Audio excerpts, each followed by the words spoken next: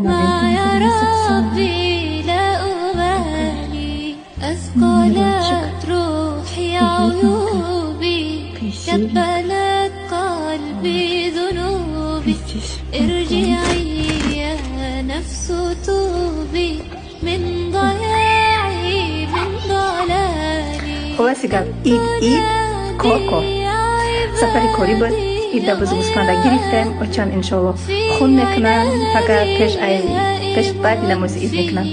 ما باشه در اینجا کار میکنم برای همیقه برای موفق شدن از بعضی چیزهای خاصگی ما باید که دست بکشم. انا خیلی صاحب موفقیت میشم. برای همه شما ایزی قربان مبارک باشه. برای همه شما برای کار